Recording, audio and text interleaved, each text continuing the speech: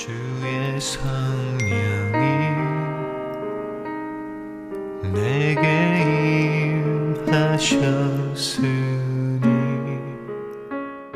오늘 저희들에게 주시는 하나님의 말씀은 로마서 7장 7절부터 25절까지의 말씀입니다. 읽겠습니다. 그런즉 우리가 무슨 말을 하리요? 율법이 죄냐? 그럴 수 없느니라. 율법으로 말미암지 않고는 내가 죄를 알지 못하였으니 곧 율법이 탐내지 말라 하지 아니하였더라면 내가 탐심을 알지 못하였으리라.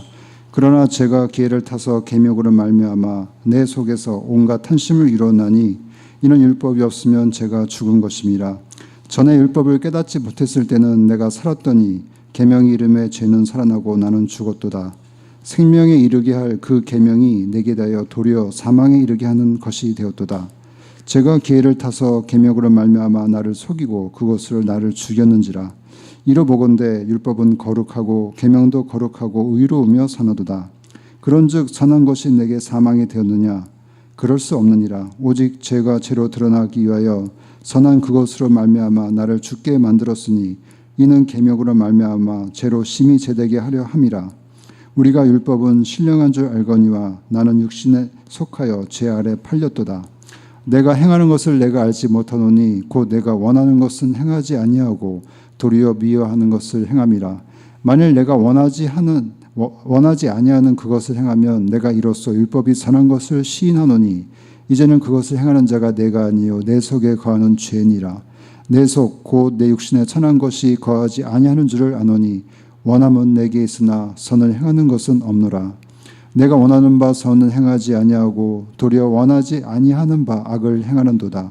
만일 내가 원하지 아니하는 그것을 하면 이를 행하는 자는 내가 아니요 내 속에 거하는 죄니라. 그러므로 내가 한 법을 깨달았노니 곧 선을 행하기 원하는 나에게 악이 함께 있는 것이로다.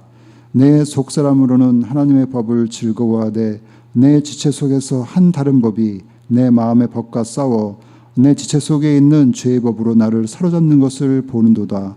오호라, 나는 공고한 사람이로다. 이 사망의 몸에서 누가 나를 건져내랴? 우리 주 예수 그리스도로 말미암아 하나님께 감사하리로다. 그런즉 내 자신이 마음으로는 하나님의 법을 육신으로는 죄의 법을 섬기노라. 아멘. 21절에 보면 그러므로 내가 한 법을 깨달았노니 곧 선을 행하기 원하는 나에게 악이 함께 있는 것이로다. 내 안에 선을 행하기 원하는 내가 있고 그럼에도 또한 그것을 막는 악이 있다는 사실을 7장에서 깨닫게 됩니다. 이 바울은 로마서 6장에서 의롭다 칭함을 받은 신자는 그리스도와 합하여 세례 받았음을 강조하면서 이에 죄로부터 해방되어 하나님께 우리 자신과 몸의 지체를 의의 무기로 드릴 수 있다고 알려줍니다. 즉 신자는 이제 불의와 의 사이에서 선택할 수 있게 된 것입니다. 따라서 내 자신을 하나님께 내드리고 우리의 지체를 의의 무기로 드린다면 우리는 거룩함에 이르는 열매를 맺고 최종적으로 영생에 이르게 될 것입니다. 물론 우리는 그리스도의 영원한 생명을 칭의와 함께 얻기에 금세에서뿐만 아니라 내세에 이르기까지 영원한 생명을 누릴 수 있습니다. 이제 바울은 7장으로 건너와 율법과 성령을 대조하면서 우리 안에 있는 깊은 죄성을 이기는 비결을 알려줍니다. 그것은 다름 아닌 그리스도께서 보내시는 성령의 역사를 아는 것이, 율법을 아는 것은 죄를 이길 수 있는 것이 아니라 정죄만 받게 됩니다. 그러나 성령을 아는 것은 죄를 이기는 비결을 아는 것이, 이 역사를 알고 그리스도를 의지할 때 우리의 의지는 더욱더 성령의 인도하심을 받으며 넉넉히 죄를 이기게 될 것입니다. 바울은 율법을 아는 자들에게 말합니다. 물론 유대인들은 율법을 잘 알고 있었습니다. 바울에 따르면 율법의 시대는 마쳤고 그리스도의 새 시대가 열렸습니다. 이에 신자들은 그리스도와의 연합 가운데 율법에 대하여 죽었고 그리스도로 인하여 열매를 맺는 그러한 삶을 살 수 있게 되었습니다. 율법에 대하여 죽었다는 것은 내 힘으로 율법 조문을 지켜 하나님의 요구를 만족시키려는 자세를 버리고 새 언약에 따라 살게 되었다는 뜻입니다. 이제 새 언약 속에서 그리스도로 인하여 사는 삶은 그리스도의 영의 이끌림을 받는 삶을 의미합니다. 또한 신자는 율법의 정죄로부터 자유롭게 되었기 때문에 구약의 율법 조문을 지키는 삶에서 벗어나 그리스도와 연합된 새 생명 가운데 성령을 따라 행할 수 있게 되었습니다. 한편 바울은 율법 그 자체에 문제가 있거나 율법이 죄를 부추기는 것이 아니라는 것을 분명하게 합니다. 도리어 율법은 거룩하고 의로우며 선합니다. 하지만 율법은 죄를 드러내고 죄를 깨닫게 할 뿐 율법을 악용하여 악한 정욕을 불러일으키는 인간의 죄를 제거할 수는 없습니다. 이 인간의 죄를 우리로 하여금 승리하게 할 수 없습니다. 그 힘은 오직 그리스도 예수의 십자가에 있는 것이. 그리고 십자가를 의지할 때 주께서는 우리에게 성령을 부어주심으로 성령의 역사로 말미암아 우리의 의지가 붙잡힌 바 되어 우리는 넉넉히 죄를 택하지 않고 선을 택하면서 승리하게 된다, 이 말씀이. 바울은 이 사실을 좀 더 구체적으로 설명하기 위해 자기 자신을 예로 듭니다. 율법을 깨닫지 못했을 때에는 죄를 알지 못하였으나 율법을 깨달으니 죄가 살아나 그 죄가 나를 사망에 이르게 한다는 것입니다.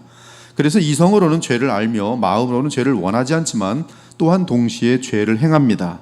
이에 바울은 자신 안에서 하나의 법을 발견하게 되는데 곧 선을 행하기 원하는 나에게 악이 함께 있는 것입니다. 좀 더 분명하게 말하면 내 안의 속사람은 하나님의 율법을 인정하고 즐거워하지만 내 지체 속에 한 다른 법이 내 마음의 법과 싸워 내 지체 속에 있는 죄의 법으로 나를 사로잡는 것이었습니다.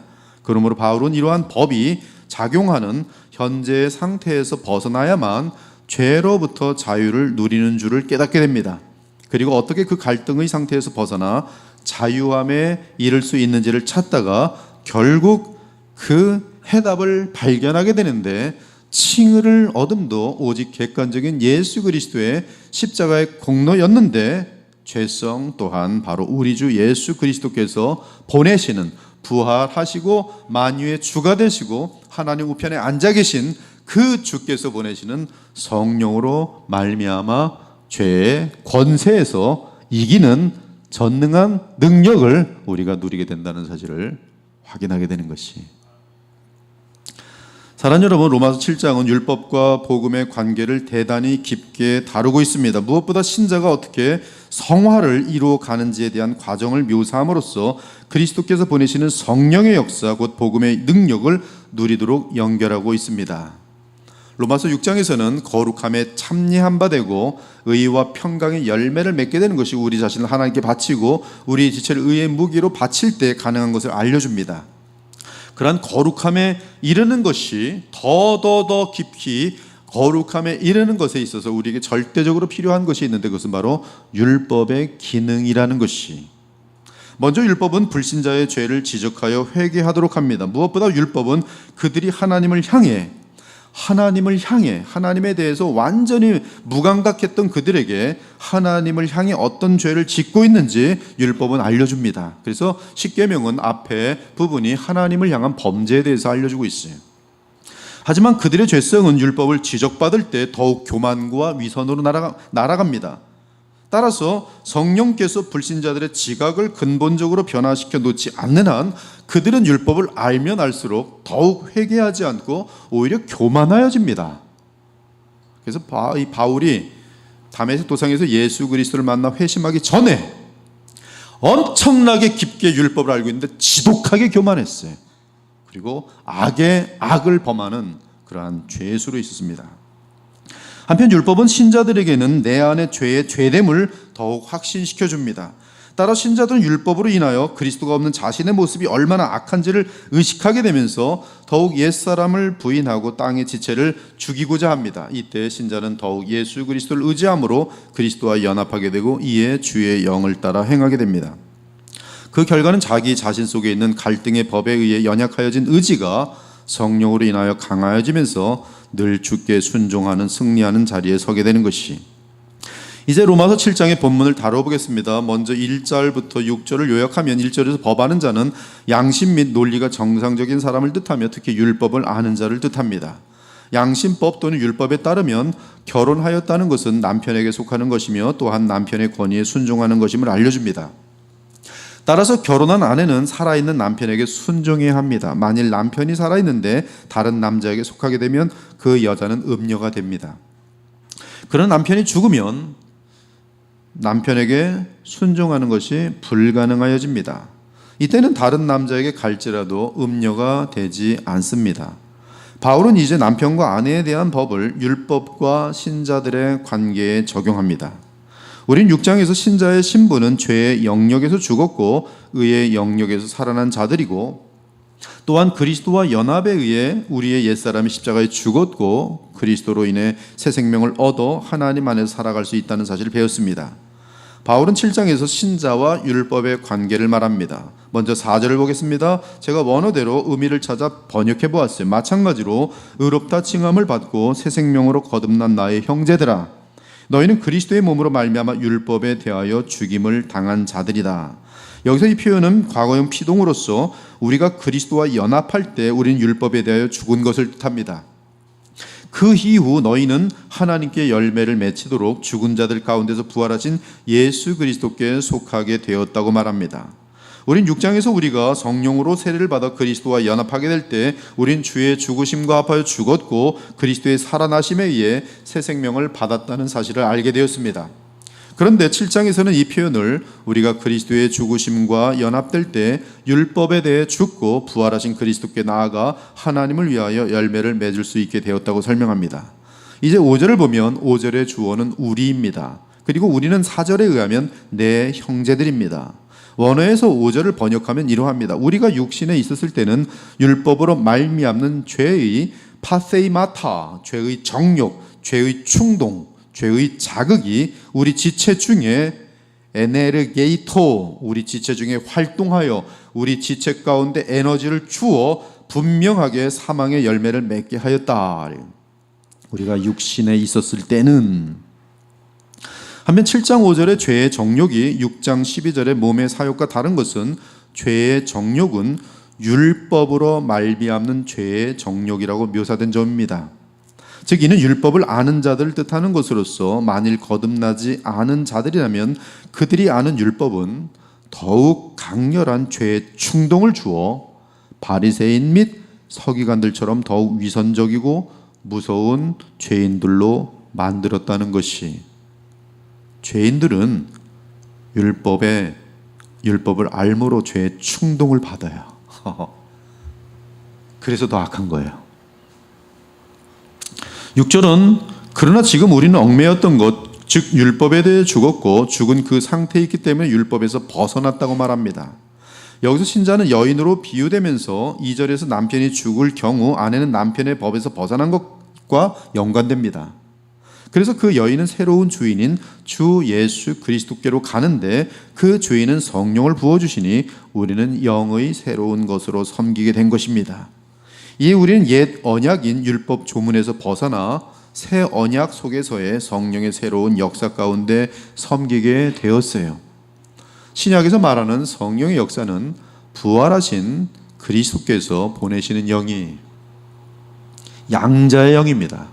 그래서 아바, 아버지라 부르는 것이, 예수께서 하나님을 아바, 아버지라 부름같이 그분의 영을 받을 때 아바, 아버지라 부르는 영이, 그리고 그 그리스도의 영으로 말미암아 우리는 하나님께 넉넉히 순종하며 죄를 이기는 것이, 이와 동일한 내용이 고린도 후서에 잘 나타나 있습니다. 그가 또한 우리를 새 언약의 일꾼 되기에 만족하게 하셨으니 율법 조문으로 하지 아니하고 오직 영으로 함이니 율법 조문은 죽이는 것이요 영은 살리는 것이니라. 돌에 써서 새긴 죽게 하는 율법 조문의 직분도 영광이 있어 이스라엘 자손들은 모세의 얼굴이 없어질 영광 때문에도 그 얼굴을 주목하지 못하였거든. 하물며 영의 직분은 더욱 영광이 있지 아니하겠느냐. 정죄의 직분도 영광이 있은즉 율법은 정죄의 직분이에요. 성령의 직분은, 성령의 역사는, 메시아가 보내시는 성령의 능력은, 의의 직분은 영광이 더욱 넘치리라.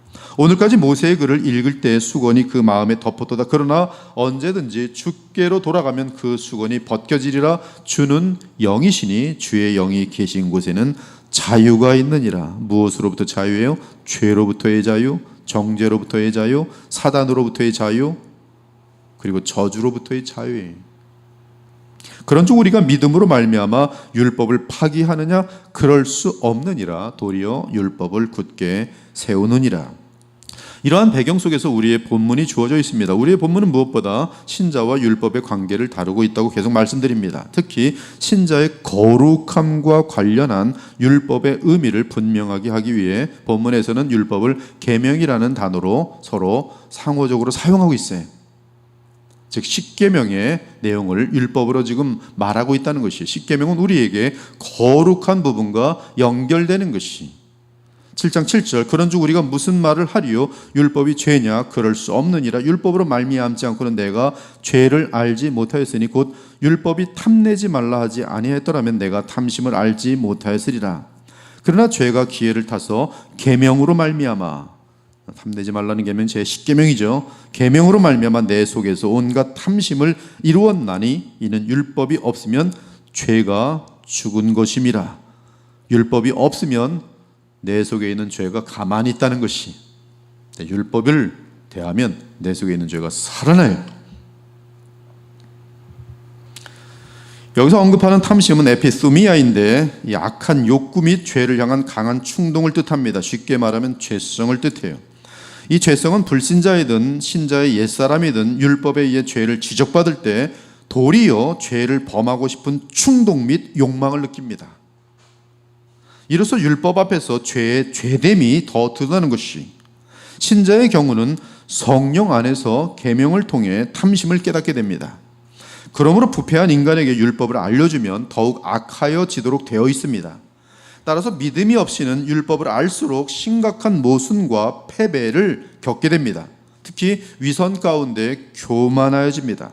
그러나 거듭난 사람에게 율법을 알려주면 옛사람의 강력한 반발과 반목을 내 안에 있는 새 생명이 느끼게 되면서 자신의 추악함을 인식하게 됩니다. 이거 성령의 역사예요. 내 안에 새 생명과 함께 하시는 성령의 조명하시는 역사로 내 속에 있는 옛사람이 율법을 대할 때 얼마나 참남하고 악하고 반발적이고 하나님을 향하여 저주스럽게 욕을 하고 찬양을 하는데 내 마음 저 깊은 곳에서 욕이 나오고 있어요.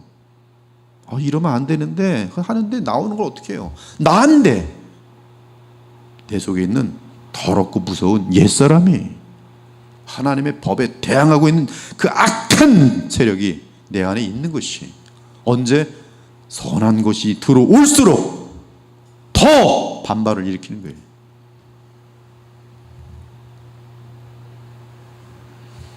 그러므로 자신의 추악함과 내 속에 이 모순을 보게 되면서 어허라 나는 공고한 사람이라 말할 수밖에 없어요.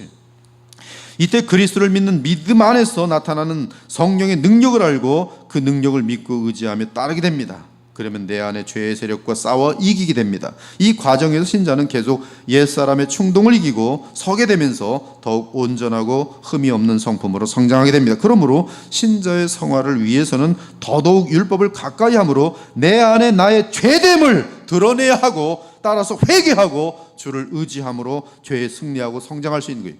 그래서 깊어지는 것이에요. 율법을 알지 못하면 나는 이렇게 죄가 없지, 난 참 착한 사람이야. 율법을 알면 이렇게 더러운 존재가 내 안에 있구나 하면서 그 죄와 싸우게 되면서 내가 이길 수 없음을 알고 그리스도를 붙들게 되므로 그 아주 미묘한 죄악들까지 이기게 되면서 점점 예수 그리스도를 닮아가더라. 이 말씀이 사람이 말을 하는 죄를 가지고 자기가 아파하지 않습니다.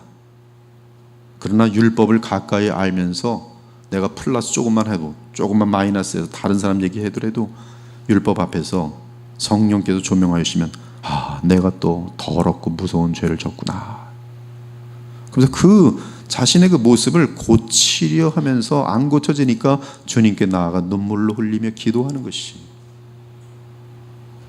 그런 과정을 통해서 거룩하여지는 거예요. 그러니까 사람이 거룩하여지려면 율법에 의하여 나의 더럽게 숨어 있는 것들을 계속 노출돼서 벗어내는 거예요. 근데 율법을 안 보면 나는 이 더러운 것이 들춰내지 않으니까 난 대단히 괜찮은 사람이라고 이제 영적으로 안일해지는 것이죠. 근데 율법을 보면 거울이거든요. 내 때가 묻었네. 이게 뭐 오물도 묻었네. 더러워 하면서 씻어내게 되는 것이죠. 어디로 가요? 씻어내려면 예수님의 보혈로 가는 것이. 보혈은 물이기 때문에.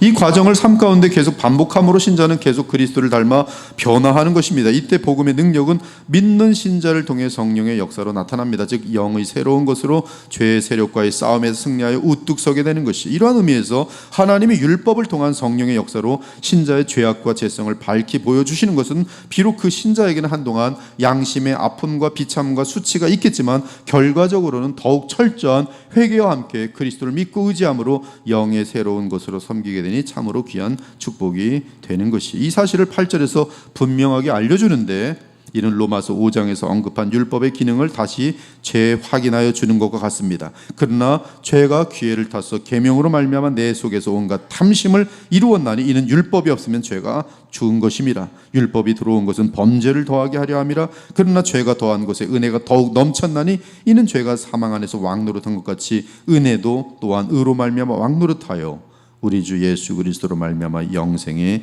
이르게 하려 함이라.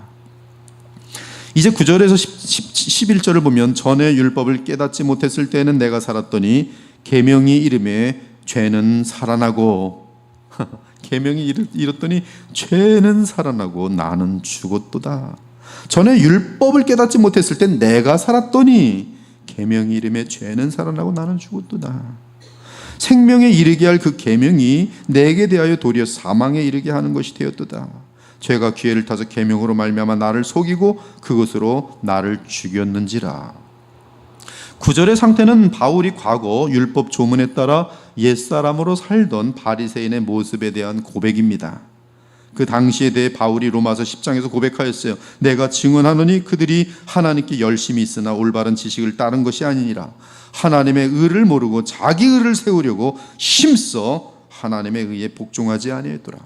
그들은 율법을 열심히 지키는데 자기 의를 세우려고 하나님을 대적하면서 무서운 죄 가운데 달려가면서도 스스로 옳은 줄 알았더라, 의로운 줄 알았더라. 나도 그랬다는 거예요.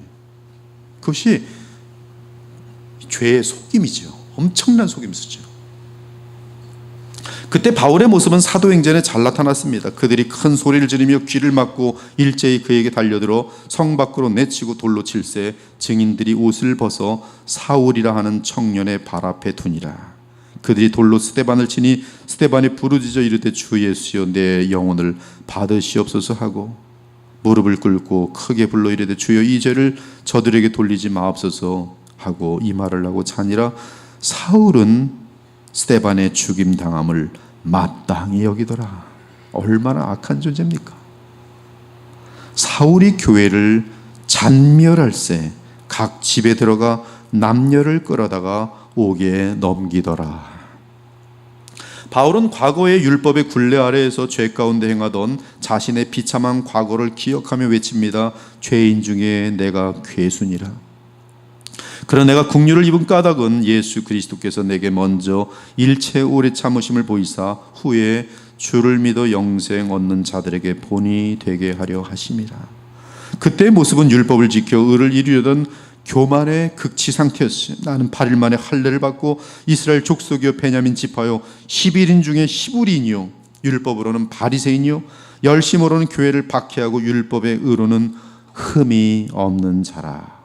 그러나 무엇이든지 내게 유익하던 것을 내가 그리스도를 위하여 다 해로 여길 뿐더러 또한 모든 것을 해로 여김은 내 주 그리스도 예수를 아는 지식이 가장 고산하기 때문이라. 내가 그를 위하여 모든 것을 잃어버리고 배설물로 여김은 그리스도를 얻고 그 안에서 발견되려 함이니 내가 가진 의는 율법에서 난 것이 아니요 오직 그리스도를 믿음으로 말미암은 것이니 곧 믿음으로 하나님께로부터 난 의라. 바울은 말합니다. 과거의 율법 조문에 따라 의를 이루려 할 때는 나 곧 옛사람이 살아 있었습니다. 그러나 의롭다함을 얻어 생명을 얻은 후로는 계명을 깨닫게 되면서 내 속의 죄를 알게 되고 이에 나는 불의에 대한 하나님의 심판을 의식하며 절망과 비참과 사망을 느꼈다는 말씀이. 아무튼 바울은 새 사람이 됨으로써 각 계명에 대해 바르게 인식할 수 있는 지각이 생겨났습니다.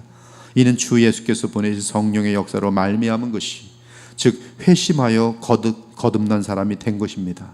따라서 바울은 계명의 온전한 의미를 깨달아 알게 되었고 그 의미를 알면 알수록 내 자신의 죄악됨과 함께 주의 진노와 심판을 더욱 의식하게 되는 것이. 제가 청교도의 글들을 볼 때마다 너무너무 거룩하고 너무너무 우리가 볼 때 뛰어난 삶을 사는데도 성경 앞에서 여전히 이 무섭고 더러운 나 같은 죄인, 하나님의 진노 앞에서 두렵고 떠는 모습을 보여요. 그러면서 신속히 우리 주 예수 그리스도의 그 날개 아래 피신하는 귀한 하나님의 종들을 볼 수 있어요. 얼마나 하나님 말씀을 가까이 하면서 율법을 대하는지 철저하게 나중에 이것이 이 그 확대경처럼 더 여러분 이게 보면 아무 앞도 안 보다 돋보기로 보면 이렇게 더러운 게 보는 것처럼 내 속에 점점 이 계명이라는 이 돋보기로 내 나를 점점 볼 때 지금도 이 모습 그대로는 하나님 앞에 간다면 나는 그냥 불타 죽는구나. 예수 그리스도밖에 없는 거예요. 예수 그리스도밖에 없는 거예요. 9절과 11절을 통해 우리가 뚜렷하게 하는 것은 본래 계명의 역할은 생명에 이르게 하는 것이라는 사실입니다. 그런데 죄는 계명을 알게 된 나를 속여 더욱 죄의 충동을 갖게 함으로 나를 죽입니다. 여기서 죽였다는 말이 함축하는 것은 나로 하여금 범죄하게 하였다. 그래도 율법의 정죄 아래 있게 되었다. 따라서 나는 사망에 이르게 되었다는 뜻이. 그러므로 율법은 신자 안의 죄성을 더욱 드러나게 합니다. 그리고 드러난 그 죄악을 향해 사망과 멸망을 선포합니다. 그래서 이 복음 없이 율법을 들여다보는데 성령의 조명으로 율법을 들여다보면 복음이 없다면 곧바로 디프레션 걸려요. 우울증 환자가 됩니다. 그래서 이 청교도 또 이 글들 중에 보면 디프레션에 걸려서 굉장히 오랜 기간 방황하는 사람들을 발견하게 돼요. 그리스도 안에서의 은혜를 충만히 받기 전까지는 율법은 보면 볼수록 그냥 눈물만 나고 비참만 느끼는 거지. 일어날 수도 없고 나 같은 죄인. 근데 그러고 나면 그냥 끝나는 거예요. 비참한 거예요. 복음 없이 끝나는 거예요. 근데 그런 교회들도 또 많아요. 복음 없이 그냥 계속 너희들은 죄인이다. 그래 난 죄인이다. 죄인이구나. 그냥 그러고 끝나는 거예요. 난 지옥불에 싸구나. 아니죠. 복음이 반드시 있어야죠. 복음의 그 위대함과 복음의 그 은혜의 얼마나 무한함을 더욱 알려주기 위해서 죄됨을 더 드러내는 것이.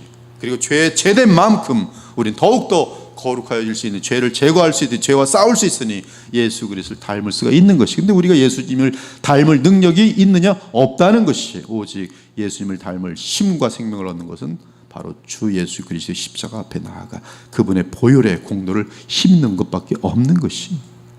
그러므로 여러분이 복음을 알면 어떠한 죄인이라도 아무리 깊은 죄질이라도 다시 새롭게 되어서 거기서 빠져나올 수가 있어요. 그러므로 용서받지 못할 죄인도 없을 뿐만 아니라 그 죄성이 아무리 깊어도 빠져나올 수 없는 죄성은 십자가 앞에서 없습니다.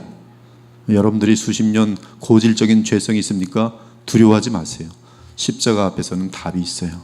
끝까지 십자가를 붙드십시오. 반드시 어느 날 완전한 자유를 얻을 날이 반드시 옵니다. 우리가 율법은 신령한 줄 알거니와 나는 육신에 속하여 죄 아래 팔렸도다. 내가 행하는 것을 내가 알지 못하노니 곧 내가 원하는 것은 행하지 아니하고 도리어 미워하는 것을 행함이라.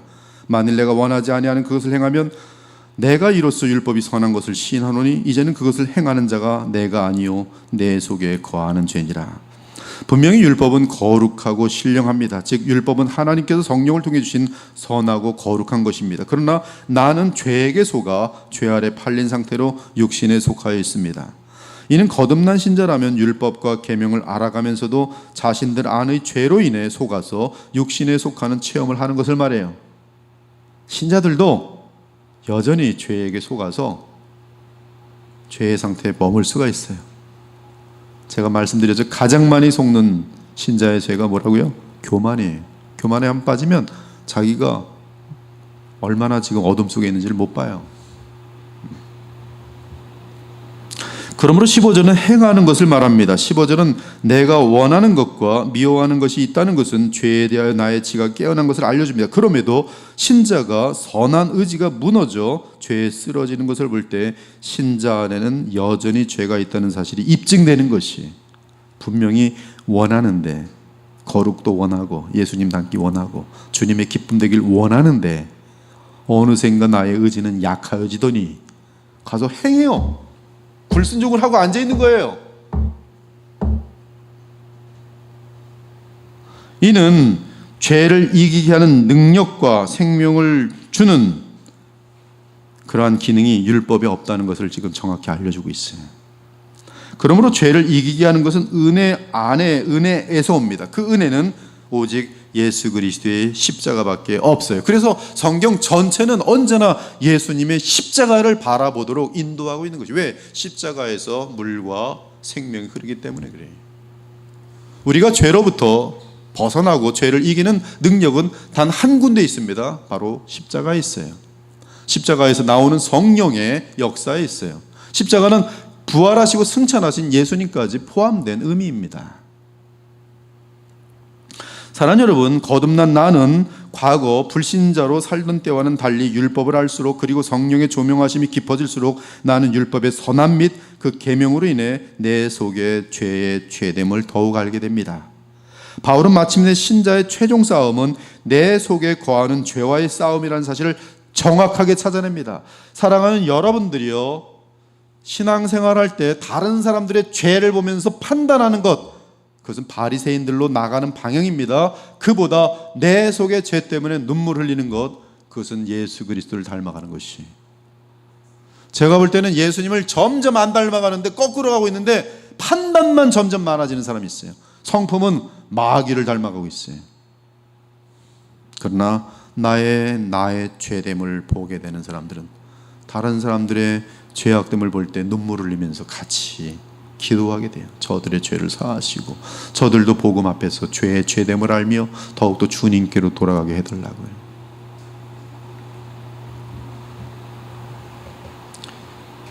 내 속에 거하는 죄와의 싸움이 가장 중요한 것이, 그리고 내가 넉넉히 나 자신을 이길 수 있을 때 다른 사람들의 죄가 너무나 잘 보입니다. 근데 이때는 판단하기 위함이 아니라 그들에게 가서 기도해주고 그 죄에서 나올 수 있도록 돕기 위하여 우리에게 있는 것이, 내 속 곧 내 육신에 선한 것이 거하지 아니하는 줄을 아노니 원함은 내게 있으나 선을 행하는 것은 없노라. 내가 원하는 바 선은 행하지 아니하고 도리어 원하지 아니하는 바 악을 행하는도다. 만일 내가 원하지 아니하는 그것을 하면 이를 행하는 자는 내가 아니요 내 속에 거하는 죄니라.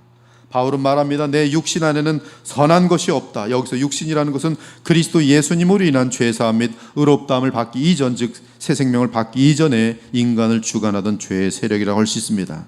따라서 몸뿐만 아니라 마음의 부패를 의미, 이 땅에서의 신자의 정체성은 육신도 나이고 새 생명도 나라는 사실에 있어요. 그것이 이 땅의 여러분의 정체입니다. 육신도 나고 옛사람도 나고 새 사람도 나예요. 그러므로 성화의 싸움은 성도들에게 반드시 있을 수밖에 없는 것이, 중립은 없습니다. 오늘도 패배냐 승리냐예요. 내 속에 육신을 따르냐, 내 속에 새 사람을 통하여 성령을 따르냐의 싸움일 뿐이에요. 무엇보다 복음의 능력을 힘입기 위해 믿음을 행사하지 않으면 성도들은 원함은 내게 있으나 선을 행하는 데 철저하게 실패하는 자신을 발견하게 됩니다. 매일 어떤 사람은 10년 동안 동일하게 과장하고 거짓말하는 그대로의 습관이 교회 10년 다니는데 똑같이 있어요. 울컥해서 혈기 부리는데 10년 전에도 했더니 지금도 똑같이 있어요.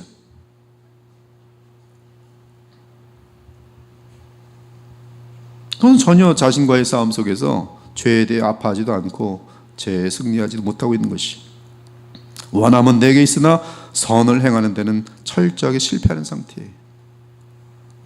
따라서 바울은 내가 원하는 바 선은 행하지 아니하고 도리어 원하지 아니하는 바 악을 행하는도다, 우리한테 그냥 너무나 와닿는 말씀이지. 왜? 나의 정체이기 때문에 그래요. 분명히 아침에 큐티하면서 기도하면서 그냥 오늘도 은혜 충만해서 나가고 있는데 딱 누굴 보는 순간에 화딱지를 막 내고 내가 왜 그 아침에 분명히 깨어있자고 했는데 이 모양이 됐을까? 또 정신 차려야지. 정말 이러지 말아요. 근데 또 어느새 또 슉 하고 딴 데가 있어요. 운전하면서 오늘은 욕하지 말고 운전 잘하고 해야지 다 결심까지 하고 기도도 많이 했는데 딱 하도 누가 사고 날 뻔했는데 난리가 나요.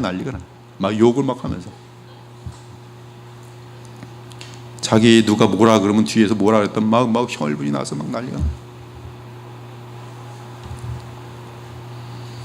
예배 드릴 때 보면 이 경건하고 아름다운 분위기 속에서 나는 또 왜 그 모양이었을까? 내가 원하는 바 선은 행하지 아니하고 도리어 원하지 아니하는 바 악을 행하는다. 왜 그럴까?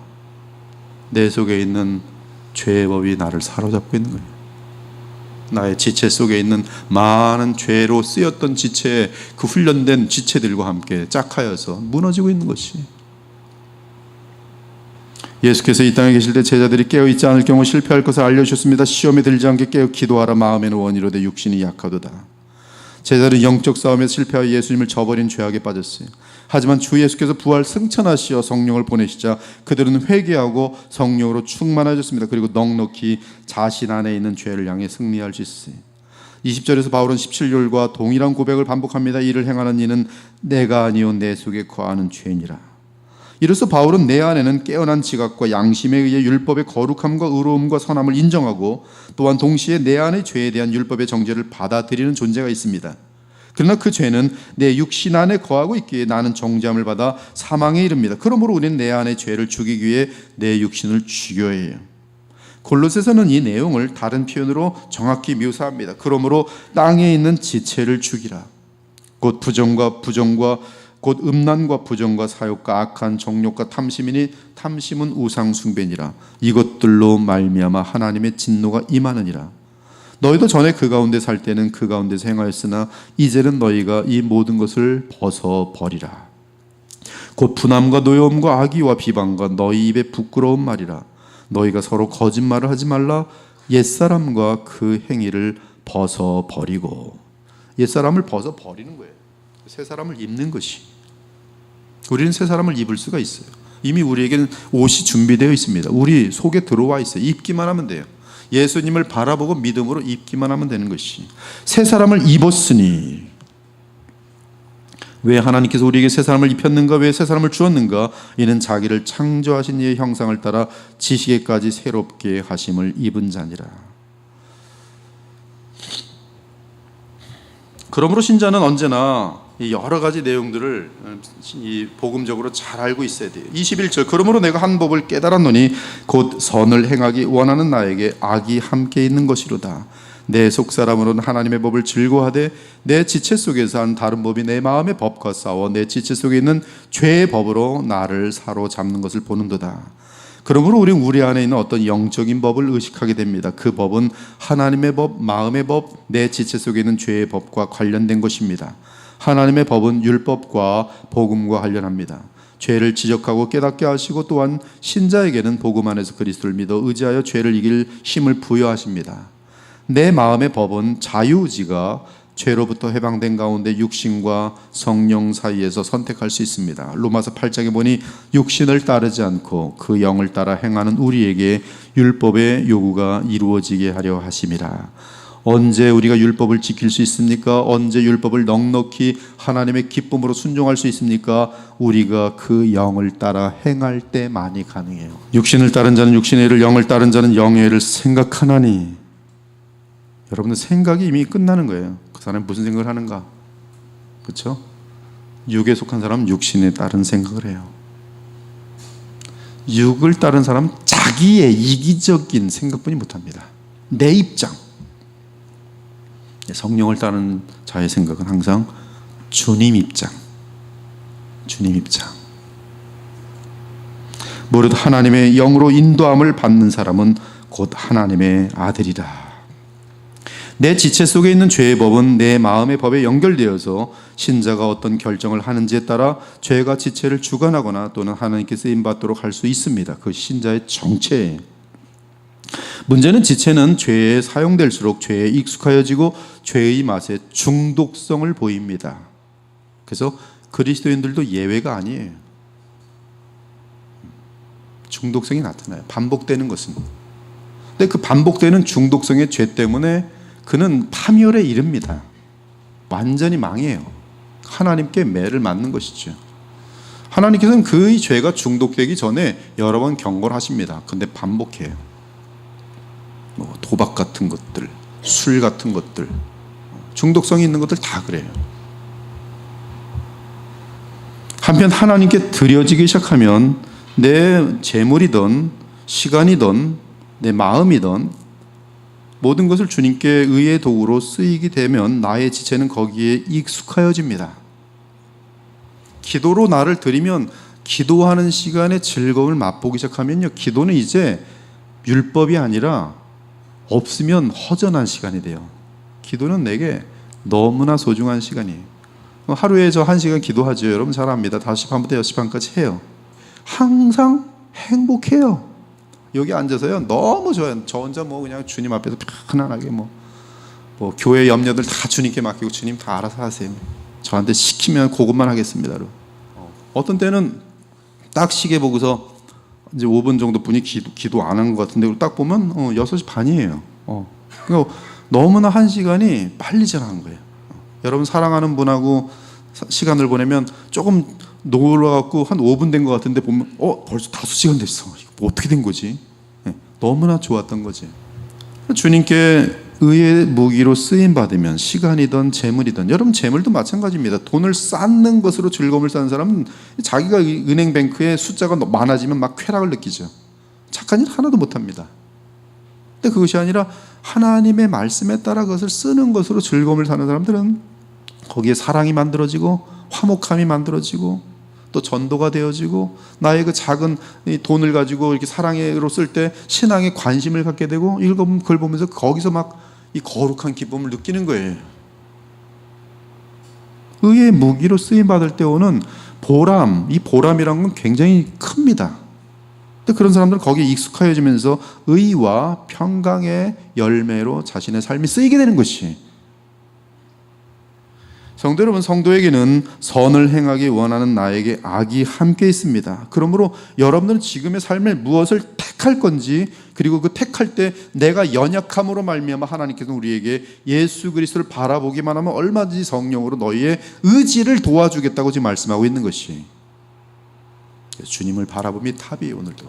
그래서 오라 이 사망의 몸에서 누가 나를 건져내랴. 그 답은 다시 부활 승천하시고 성령을 보내신 우리 주 예수 그리스도로 말미암아 승리가 있는 거예요.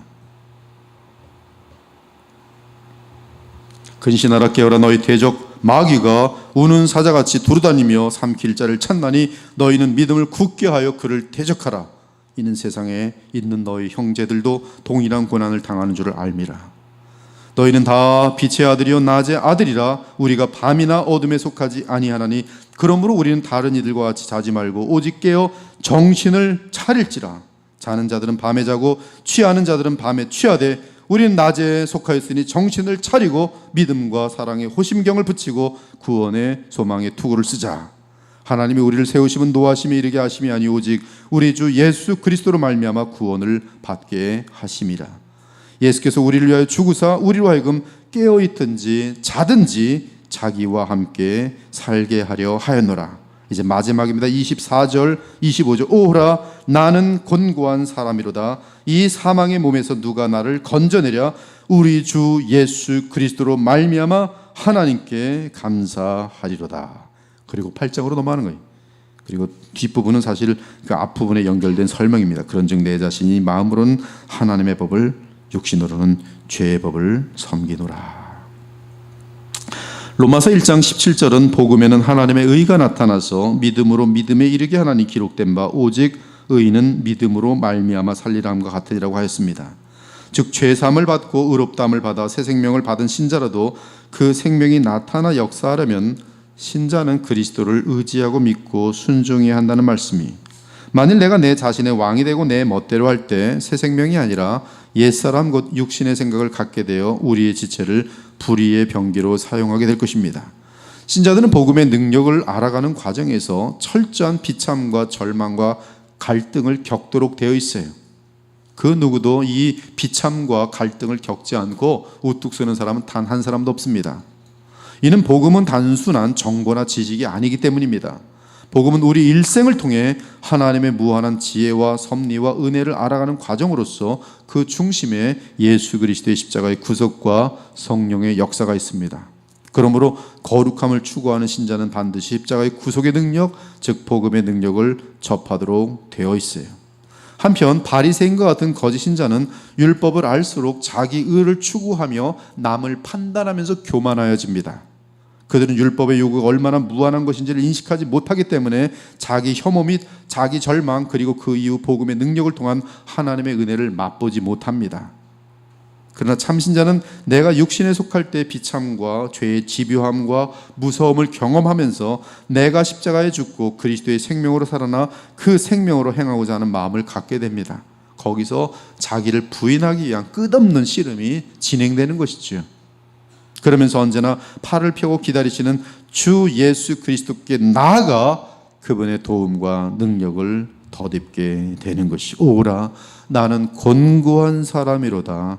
이 사망의 몸에서 누가 나를 건져내랴.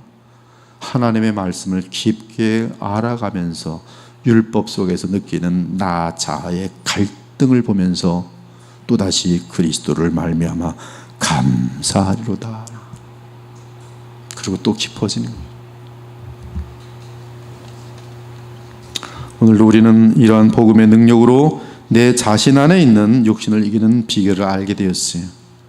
그 비결은 율법을 통해 내 속에 있는 죄의 죄됨을 드러내는 것이고, 그 비참과 수치 가운데 더욱 그리스도 예수님만 붙들고 의지하는 것이, 그러한 믿음의 상태에서 우리는 성령의 역사로 인하여 우리 안에 있는 죄를 낱낱이 샅샅이 들춰내어 이겨나가는 가운데 그리스도의 거룩함에 점점 깊게 동참하게 되는 것이, 저는 10년 전에 내게 보지 못하던 죄책,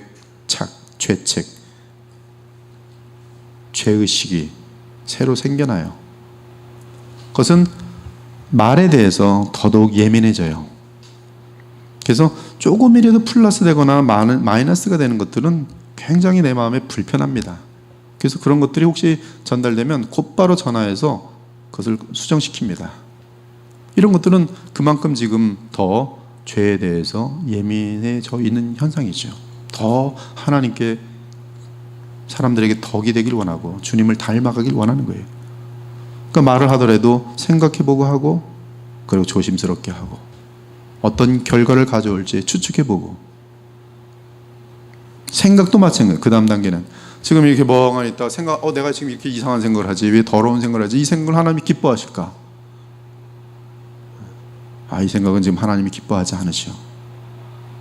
육신의 정욕, 안목의 정욕, 이생의 자랑, 그것은 하나님과 원수가 된다 했는데 계속 반복하면서 이게 이생의 자랑을 나도 모르게 지금 또 추구하면서 거기다가 복음을 붙이고 있네. 이건 안 되지. 이건 안 되지. 사람을 기쁘게 하려면 이 말하면 참 좋아할 텐데, 아니지. 하나님을 기쁘시게 하려면 이 말하는 것이, 저들은 싫어할지 모르지만 이것이 맞지. 그리고 저들은 싫어하지만 이 말을 듣고 소화해내는 사람들은 변화되겠지. 이러한 생각들을 계속 할 수 있는 것이 과거 10년 전의 저와 지금의 저의 변화를 볼 수가 있어요. 즉 조금씩 자라나고 있는 것이, 그 자라남은 내 속에 있는 죄에 대해서 더욱더 예민하여지더라는 것이죠. 그리고 그 죄와 싸우더라는 것이죠. 그리고 더 그 죄를, 작은 죄라도 주님께 가져가더라는 것이, 더욱더 그 광명한 빛 가운데서 나의 죄가 들춰내어졌어. 그 가운데 그리스도를 붙들 때 우리는 더욱 그리스도의 거룩함에 동참하게 되는 것이, 이러한 영적 성장과 승리의 삶이 여러분 모두에게 있기를 우리 주 예수 그리스도의 이름으로 축원합니다. 아멘. 기도 올리겠습니다. 주 하나님 감사합니다. 오늘 율법과 신자의 거룩함의 관계를 저희들이 말씀을 통해서 상고해 보았습니다. 그러기에 더욱더 신구약 말씀을 가까이 하는 저희들이 되게 하시고, 무엇보다 신구약 전체가 알려주는 승리의 비결인 주 예수 그리스도의 십자가와 주의 부활의 권능들을 알 수 있도록 인도하여 주옵소서. 그러나 우리는 너무나 간교하고 죄에 잘 속는 존재인지라 율법을 가까이 하며 내 속에 있는 죄를 항상 율법을 통하여 볼 수 있게 하시고, 그리고 나의 죄됨을 알 때마다 우리를 지켜주신 주님께 나아가 감사함으로 주님께 더 사랑을 고백하고 주님과의 만남을 즐거워할 수 있는 저희들 되게 하옵소서. 너희가 나를 사랑하면 내 계명을 지킬지어다 말씀하셨으니 저희들 주님이 주신 은혜로, 주님을 사랑하는 그 은혜 때문에, 사랑 때문에 하나님의 계명을 지켜나갈 수 있는 그 능력을 받아 지키는 저희들 모두가 되게 하여 주옵소서. 그래서 믿음으로 율법을 굳건히 지켜나가는 아름다운 성화의 삶을 사는 복된 그리스도인들이 되게 하여 주옵소서. 살아계신 우리 주 예수 그리스도의 이름으로 기도 올려옵나이다. 아멘.